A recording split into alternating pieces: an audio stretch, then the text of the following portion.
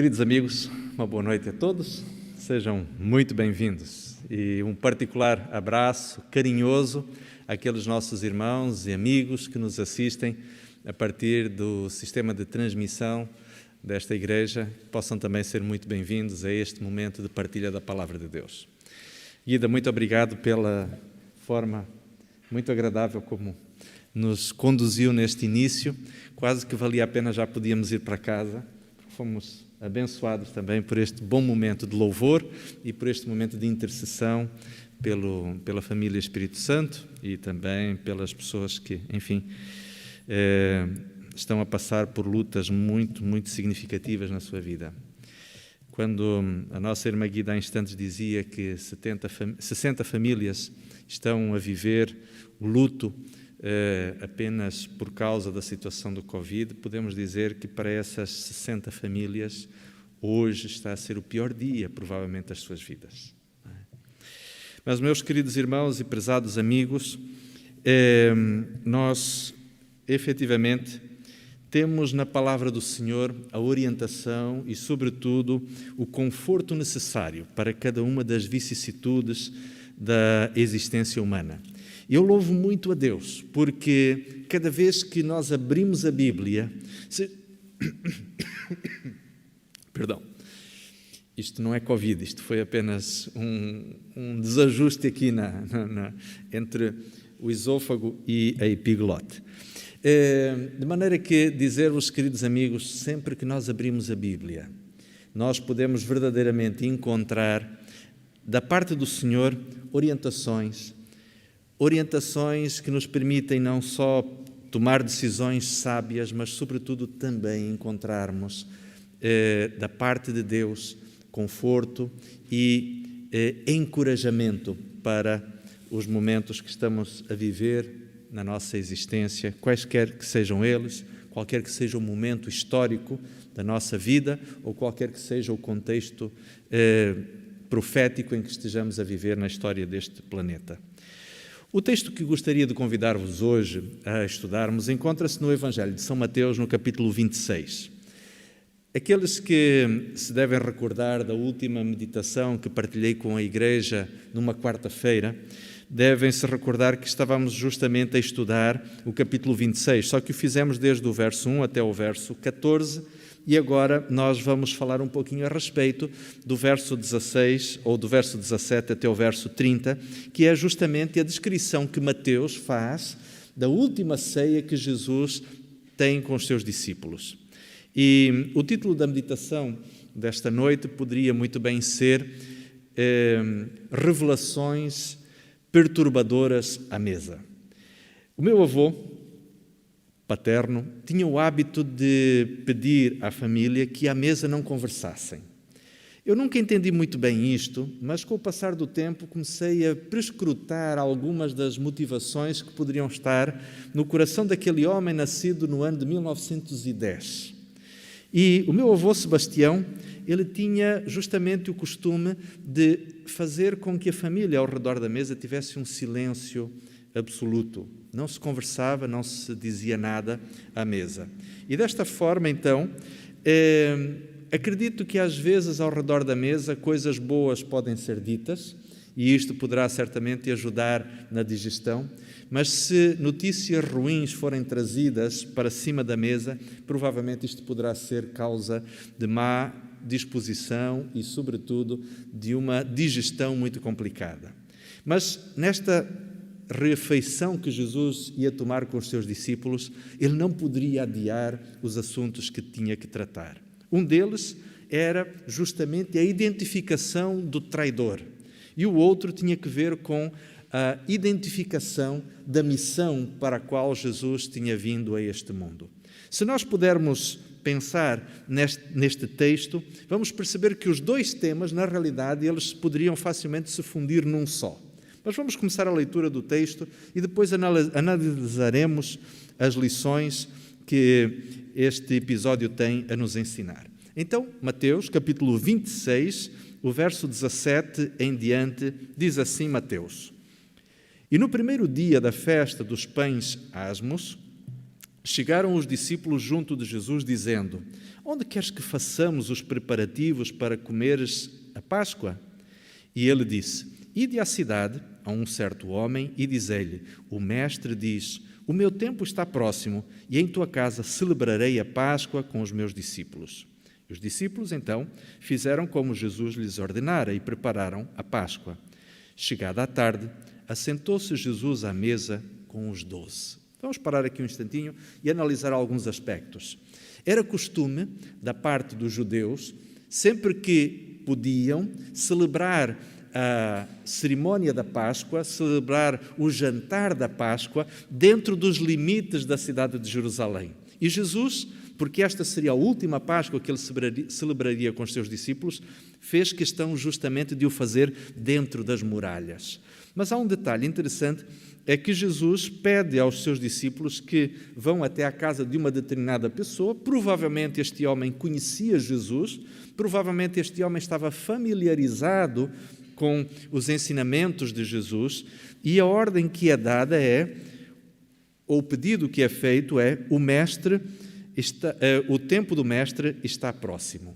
Provavelmente, não só os discípulos mais íntimos de Jesus, mas este homem que também provavelmente faria parte do círculo mais próximo dos amigos de Jesus, também sabia do que é que efetivamente este recado implicava. E desta forma, então, Jesus acaba por receber da bondade, da hospitalidade desta pessoa, a oportunidade de ter um momento mais próximo, mais íntimo, com aqueles que tinham sido os seus seguidores mais próximos durante os últimos 3 anos. Continuando a partir do verso 21, Jesus então começa por dizer: e comendo ele com os discípulos, disse: em verdade vos digo, que um de vós me há de trair.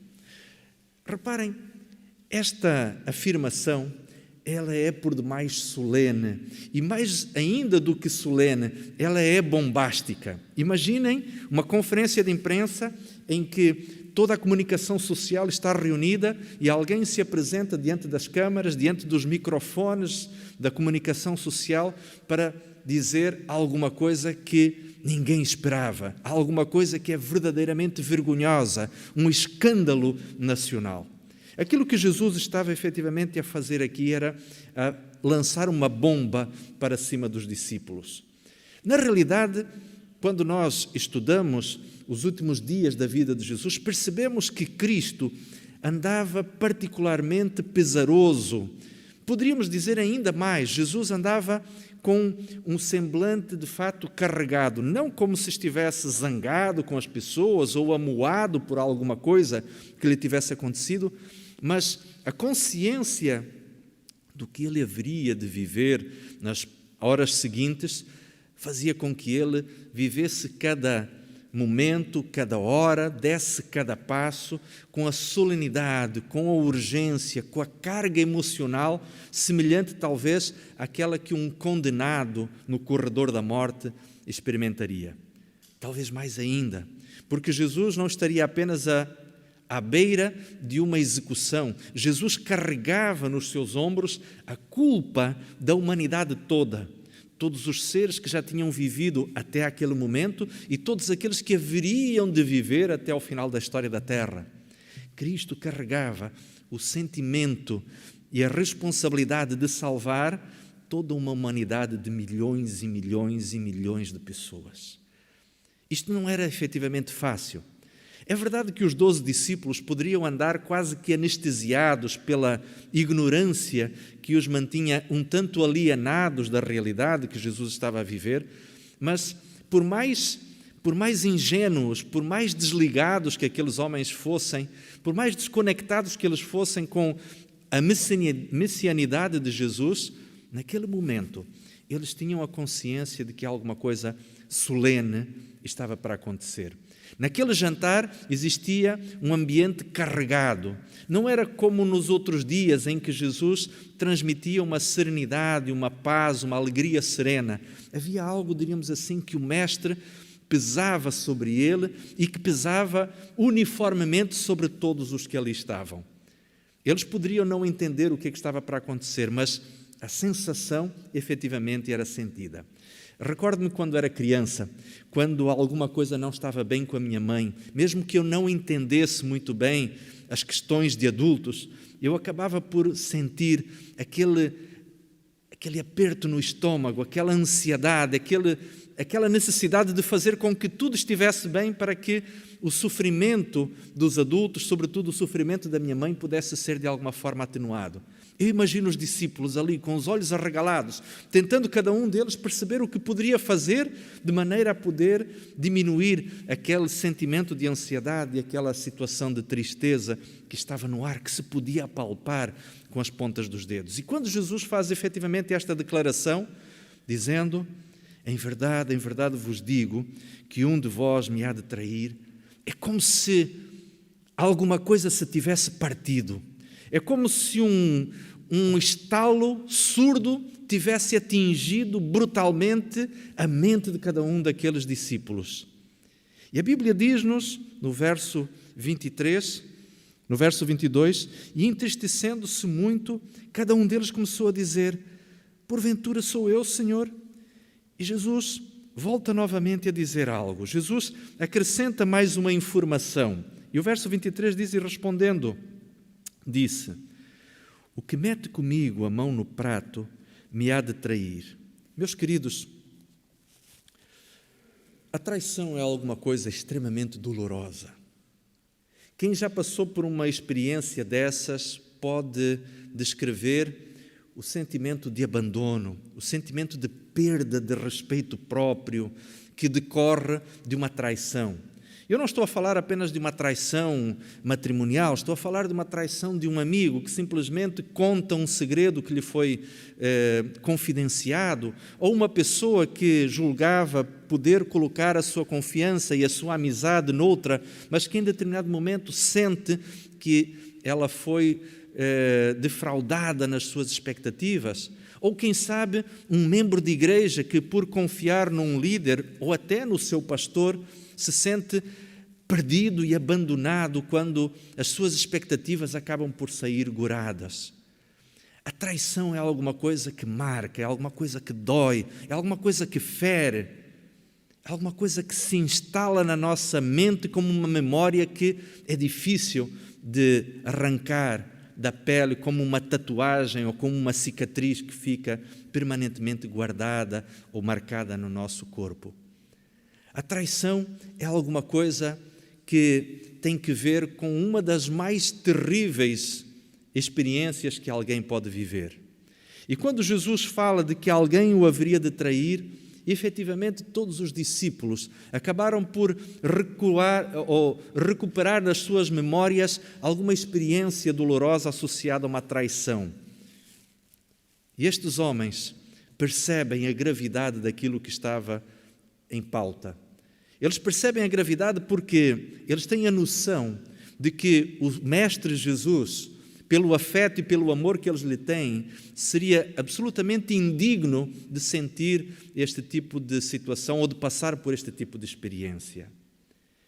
E quando Jesus agora acrescenta isto, tornando ainda mais patética, ainda mais dolorosa aquela experiência, quando Jesus diz: o que mete comigo a mão no prato, esse me há de trair, mostra que aquele que está para trair é efetivamente não só o ato hediondo de trair, mas também dissimula ou continua a dissimular o abandono, a traição, a vergonhosa atitude de covardia, disfarçando-o, mantendo como se estivesse numa atitude de intimidade.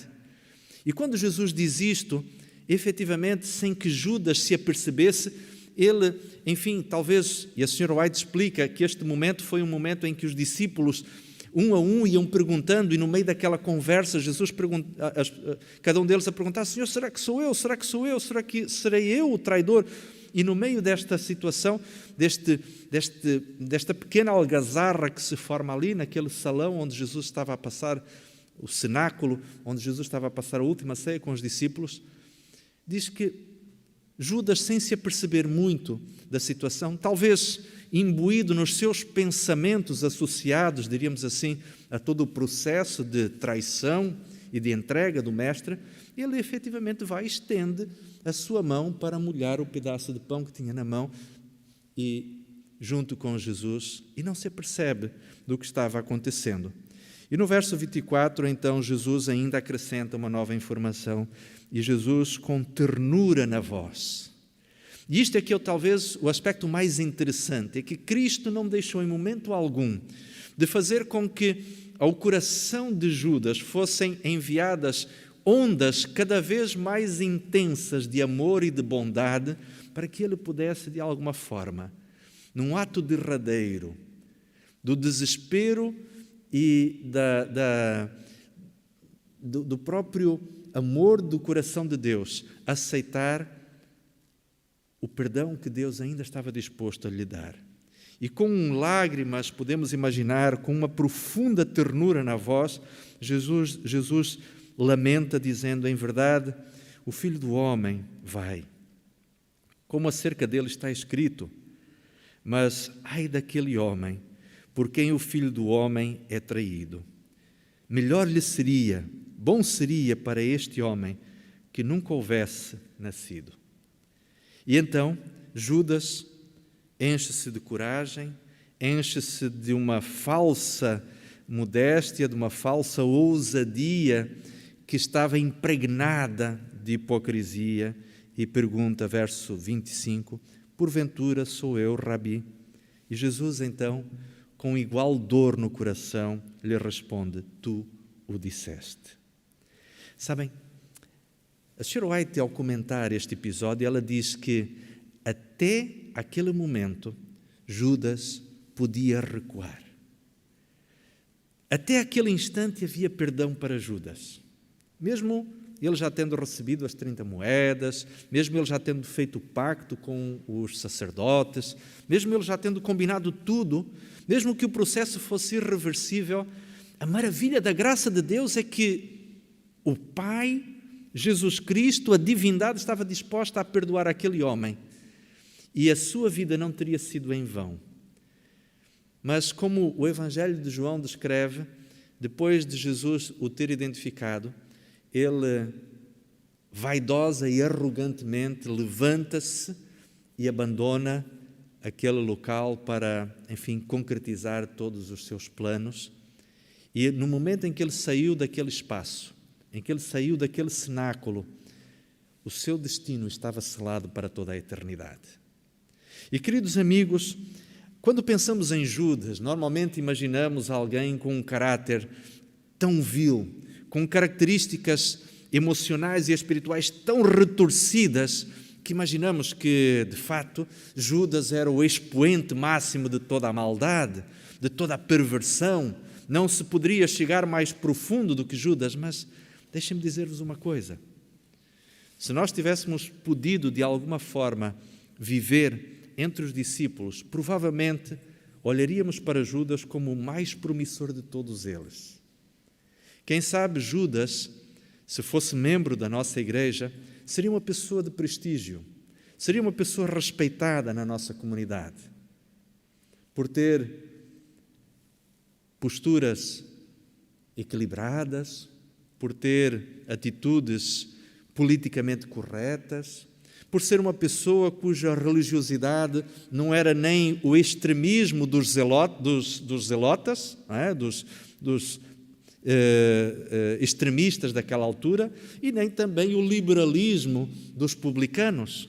Ali estava no meio, uma pessoa de bom senso, mas que, apesar do seu bom senso, apesar de todo o seu equilíbrio emocional aparente, escondia debaixo da sua própria capa de bom cristão uma religiosidade oca e uma espiritualidade podre, por um coração que nunca se tinha entregado a Jesus e por uma religiosidade que estava marcada por profundos sentimentos de culpa, sentimentos de arrogância, de vaidade e, sobretudo, de superioridade em relação a Jesus.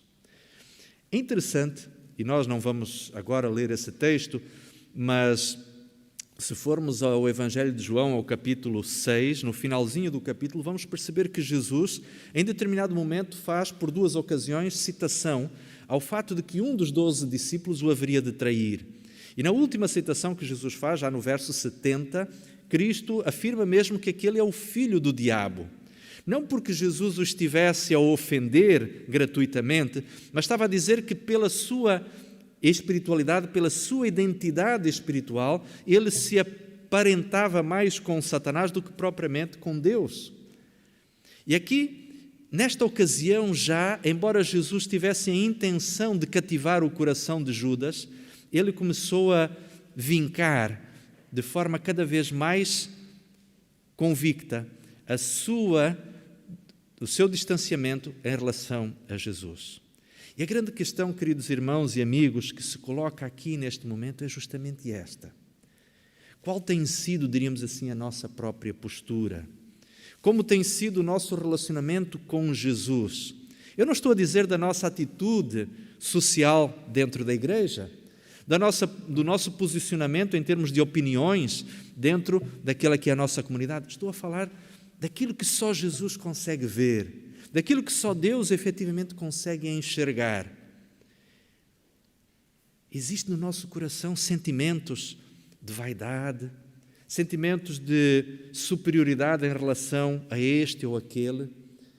Existe no nosso coração algum tipo de atitude de egoísmo, de superioridade, ou mais ainda, existem pecados que não estão confessados, hábitos não abandonados, áreas do nosso coração às quais efetivamente o Espírito Santo ainda não teve acesso para transformar, para limpar, para purificar, para ordenar. Reparem que o problema de Judas não era como, por exemplo, o problema de temperamento de Pedro. Pedro era um indivíduo desbocado, intempestivo, descontrolado por vezes. Encontramos, por exemplo, o caso de Mateus, que tinha uma experiência religiosa que, na verdade, era absolutamente tudo menos religiosidade. Ele era um traidor, ele era visto como alguém que tinha traído o seu povo a troco de um cargo político, não era um cargo político, era um cargo administrativo, como cobrador de impostos. Ele vendia o seu povo, literalmente, aos romanos ocupantes do território da Palestina. Por outro lado, nós podemos imaginar o caso de Simão, o Zelota, que era partidário de um grupo religioso que era conhecido por andarem com pequenas facas, algumas adagas que eles traziam no seu cinto, dentro da túnica, e que quando havia alguns tumultos nas áreas urbanas da Palestina, do antigo Israel, esses zelotas tiravam estes punhais, normalmente de lâminas muito curtas, e aproximavam-se sorrateiramente dos soldados romanos que estavam ali no meio da turba a tentar conter a multidão, e em áreas estratégicas do corpo do soldado que não estavam cobertas pela armadura ou pela couraça, eles espetavam aquele pequeno punhal de lâmina bem afiada, que inicialmente causava no soldado apenas uma sensação de calafrio, mas que depois, dependendo do local onde a ferida fosse feita, poderia levar a uma hemorragia que levaria à morte o legionário romano. Os soldados tinham um verdadeiro pavor de tumultos públicos ou de tumultos no meio das cidades, porque sabiam que os zelotas eram este tipo de terroristas que usavam com habilidade estas pequenas adagas. Por isso eles eram chamados zelotas, queria dizer justamente portadores de adaga ou portadores de pequenos punhais. Sabem, queridos irmãos e amigos, nós podemos hoje olhar para o panorama da nossa igreja e pensarmos, bom, eu não sou nem demasiado extremista, nem fanático como o irmão A ou como o irmão C, mas também não sou aquele indivíduo que, enfim, tem a sua vida toda desorganizada, tem problemas de dívidas com isto, com aquilo, adulterou, aquele que está com a família toda desfeita. Sabem, meus irmãos, Judas muitas vezes parece ser justamente aquele elemento equilibrado. Eu não estou a dizer, e não quero também que nós agora comecemos a olhar para o lado e pensarmos que todas as pessoas que têm uma vivência equilibrada, uma vida organizada, que são um Judas, um potencial traidor. Não, não é isso que quero dizer. Apenas gostaria que nós pudéssemos pensar, queridos irmãos e amigos, que nós não temos que estar preocupados com a aparência da nossa religiosidade que projetamos para os outros, mas sim com a forma como o Senhor analisa a nossa vida. É por esta razão que a pergunta que os discípulos fizeram a Jesus, porventura sou eu, mestre? Porventura sou eu, rabi? É uma pergunta que cada um de nós deveria fazer. Porque o padrão não é nós nos compararmos com um irmão que está ao nosso lado, ou que está à nossa frente, ou que está atrás de nós. O padrão com o qual nós temos que nos comparar é com o caráter do Senhor Jesus Cristo. E é esse padrão que nós devemos efetivamente analisar. Mas Jesus não se ficou apenas por esta situação de identificação do traidor. Jesus agora vai falar a respeito do sentido e do significado daquele momento que ele estava a viver com os seus discípulos. E há instantes dizia-vos que o tema desta conversa que Jesus tem com os seus discípulos poder-se dividir em dois, que era a identificação do traidor e o sentido da missão de Cristo. Mas se pensarmos bem, na realidade, a missão de Jesus qual era? Salvar todos os Judas que existissem no mundo. Salvar, inclusive, a mim, que talvez seja o maior pecador desta igreja. Salvar a cada um de nós que, apesar das nossas faltas e dos nossos erros, nós precisamos desesperadamente da graça e da salvação de Jesus Cristo. E agora então, no verso 26, Jesus começa justamente a explicar o que é que estava a fazer com aqueles discípulos, com aqueles homens. Sabem, de acordo com a prática judaica da celebração da Páscoa, era costume o pai de família, quando estava, portanto, à beira da mesa, recapitular, recordar com a família os eventos do Êxodo, conforme descritos em Êxodo capítulo 12, 13, 14, a saída do povo de Israel do Egito. Mas há aqui uma coisa importante, Jesus ele não vai, como era habitual entre os pais de família, das famílias judaicas, ele não vai recapitular essa história, porque aquilo que ele estava para inaugurar era algo que ia muito para além da história da Páscoa judaica, da Páscoa celebrada no Êxodo. Ia para uma nova realidade em que faria com que os discípulos e os cristãos passassem a entender dali para a frente que a cerimónia que eles iriam celebrar não estava circunscrita apenas a uma época específica do ano, mas que ela poderia ser celebrada tantas vezes quantas eles quisessem, porque ela não se reportava mais a um evento passado, mas sim apontava para um evento futuro. E sabem, há um aspecto muito interessante. A Páscoa é, desde a sua origem, uma festa que tem como objetivo celebrar algo que ainda não foi plenamente alcançado.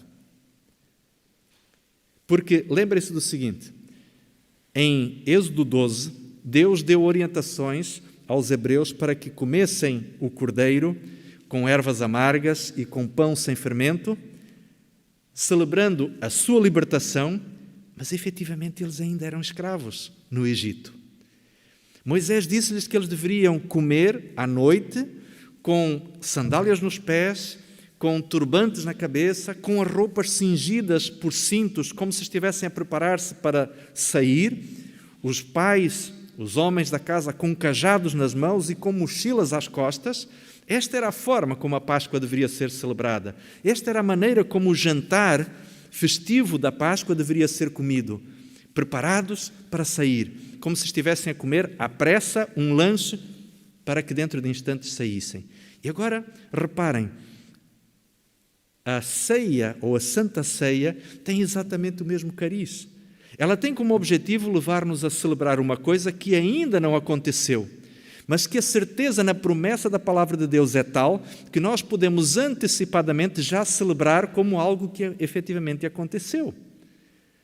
E agora reparem aquilo que Jesus vai dizer, a partir do verso 26. E quando comiam, Jesus tomou o pão, abençoando-o, partiu e deu aos discípulos e disse: tomai e comei, isto é o meu corpo. Reparem que agora não se fala mais aqui de cordeiro, fala-se de pão. E o pão, em certo sentido, ele passa a representar justamente aquilo que representava o cordeiro. E porquê que não há carne de cordeiro a ser servida nesta refeição? Porque o verdadeiro cordeiro estava ali diante deles. Porque Jesus, quando disse, eu sou o pão que desceu do céu, ele estava a deixar muito claro para aqueles homens que ele era efetivamente o alimento espiritual do qual eles se deveriam nutrir cada dia na sua própria vida. E há aqui uma lição belíssima, quando Jesus mostra que o seu corpo representa este pão sem fermento. Jesus estava a dizer essencialmente o seguinte: assim como o pão é a base da subsistência de um ser humano, porque é no alimento que o ser humano vai buscar todos os nutrientes e a energia para sobreviver, espiritualmente existe um equivalente, que é na pessoa de Jesus Cristo que eu vou encontrar toda a nutrição espiritual, toda a motivação, toda a força para viver de acordo com o modelo da vida de Jesus. Ou seja, quando Deus me pede para ser bondoso, é em Jesus que eu vou encontrar a força, a motivação, o exemplo para ser bondoso. Quando Deus me pede para transmitir aos outros perdão e regeneração e restauração nas relações, é em Jesus Cristo que eu vou buscar o exemplo de mansidão e humildade para poder efetivamente viver. Esta é a razão pela qual Jesus disse, este é o meu corpo, este pão que vocês agora tomam, ele representa efetivamente o meu corpo, ele representa a minha vida, é a partir dele que vocês agora vão encontrar a motivação para serem meus seguidores. E a tal ponto os discípulos levaram isto ao pé da letra, que quando em Antioquia os primeiros cristãos começaram a falar aos outros a respeito do que Jesus fazia, do que Jesus dizia, das frases de Jesus, as histórias que Jesus contava, a maneira como Jesus se relacionava, que os pagãos que os conheciam diziam, mas vocês não falam de outra coisa a não ser de Cristo, vocês, na verdade, vocês parecem uns cristãos. E este termo surge em Antioquia como um termo pejorativo, mas era justamente através da atitude com que os discípulos, com que os seguidores de Cristo tantas vezes falavam de maneira exaustiva de Jesus, das suas histórias, dos seus pensamentos, das suas atitudes, dos seus ensinamentos, que eles passaram a ser chamados efetivamente cristãos, para que ficasse claro para toda a população de que realmente aquelas pessoas viviam e pensavam permanentemente em Cristo. Mas Jesus vai dizer, e agora estamos já no verso 27, mas também, tomando o cálice, dando graças, deu-lhe, dizendo, bebei este, dele todos, porque isto é o meu sangue, e no Novo Testamento que é derramado por muitos para a remissão de pecados. Era conhecido entre os hebreus, entre os povos antigos, o poder curativo da uva. Todas as pessoas sabiam que as passas das uvas, pastas de uvas podiam ser usadas para curar problemas de pele, feridas, ajudavam na cicatrização. O próprio vinagre era também um poderoso desinfetante. Portanto, a uva estava associada a todo um conjunto de efeitos terapêuticos. Em qualquer uma das formas, a uva ou os seus derivados tinham um poder curativo. E os povos antigos sabiam isto muito bem. E agora, quando Jesus toma o sumo da uva, que até tem uma cor semelhante justamente à do sangue, e diz, este é o sangue, este sumo, ele representa efetivamente o meu sangue. Celebrem comigo um novo testamento, uma nova aliança através deste sangue. E vocês realmente terão a oportunidade de ter a remissão dos vossos pecados. Jesus estava a dizer, a doença universal com a qual todos nós estamos contaminados, que é a doença do pecado, pode ser curada pelo sangue, pelo remédio universal de Cristo, ou remédio divino, que é o sangue de Cristo. E desta forma, então, os discípulos estavam agora a receber dois símbolos simples, duas orientações extremamente didáticas que fariam com que os discípulos nunca mais se esquecessem da do método pelo qual cada ser humano é salvo. Nós somos salvos pelo sangue de Cristo, mas nós também somos transformados pelo exemplo que Jesus nos deixou. Nós somos redimidos pelo perdão que Jesus nos dá, mas ao mesmo tempo nós somos alimentados pelo exemplo que recebemos de Jesus Cristo. E desta forma, então, Jesus estava a dizer àqueles homens que estavam autorizados, daquele momento em diante, a repetir quantas vezes achassem necessário para que eles e todos os seguidores que eles trouxessem aos pés de Cristo pudessem recordar que a salvação é um bem que está ao alcance de todas as pessoas. Ninguém está demasiado longe da graça de Deus que não possa ser por ela atingido. Ninguém foi demasiado fundo para que não possa ser alcançado pelo perdão de Deus. Ninguém é demasiado pecador ou indigno cujo sangue de Cristo não possa ser também apresentado como um instrumento de remissão dele. O próprio Judas teve ao seu alcance o perdão de Jesus. Mas a promessa que Jesus faz, ou melhor, a declaração que Jesus faz no verso 29, é demasiado tocante para que nós passemos simplesmente por alto. Digo-vos, diz Jesus, que desde agora não beberei deste fruto da vida até aquele dia em que o beba de novo convosco no reino do meu Pai. E agora, meus prezados e queridos amigos, imaginem a saudade com que Jesus está dos seus filhos, dos seus irmãos, dos seus redimidos. Imaginem o entusiasmo com que Jesus está a preparar os detalhes relacionados com esta ceia que dará início inaugural à eternidade. A Sra. White descreve esta ceia, este jantar de boas-vindas, este banquete vitorioso na eternidade, de uma forma fantástica. Ela diz que é uma mesa com quilómetros de distância, uma mesa adornada com tudo o que existe de mais belo que se possa imaginar, e muito mais para além da nossa própria imaginação. E ela descreve estes preparativos, ou este cenário, como alguma coisa absolutamente impressionante. Mas o mais tocante é nós percebermos o carinho com que Jesus Cristo, a expectativa com que o nosso Redentor está de efetivamente poder celebrar esta ceia com os seus seguidores. Esta foi a razão pela qual naquela quinta-feira à noite Jesus viveu com tanta intensidade, com tanta agonia aquele momento. E o verso 30 termina dizendo: e tendo Jesus com os seus discípulos cantado um hino, saíram para o Monte das Oliveiras. Sabem, queridos irmãos, o canto não está apenas associado aos momentos de felicidade. O louvor não está apenas para os momentos de alegria ou de satisfação. O louvor pode ser também uma declaração de fé. No meio das lágrimas, nós podemos cantar. A letra do hino pode não sair da forma mais bem pronunciada.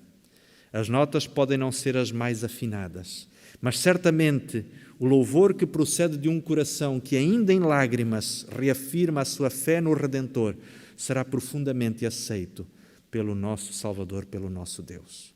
Por isso, mesmo no meio de lágrimas, mesmo no meio de sofrimento, mesmo no meio da dor deste mundo, nós podemos louvar, podemos cantar hinos de louvor a Deus, porque eles podem ser efetivamente o reafirmar da nossa confiança no Salvador Jesus. Que Deus abençoe a cada um de nós. Que nesta noite, queridos irmãos e prezados amigos, nós possamos avaliar a nossa própria espiritualidade. Perguntar, Senhor, será que tenho sido eu um traidor? Será que tenho sido eu alguém que tem defraudado as expectativas que Tu tens em mim? Que nós possamos, contrariamente ao exemplo de Judas, aceitar que o sangue de Cristo foi derramado por nós e nos pode purificar, e continuarmos a alimentar-nos do pão que é o corpo de Cristo, fazendo do seu exemplo uma nova oportunidade de vivermos à altura dos ensinamentos do nosso Mestre. Que Deus nos abençoe. É a minha oração por todos nós. Amém.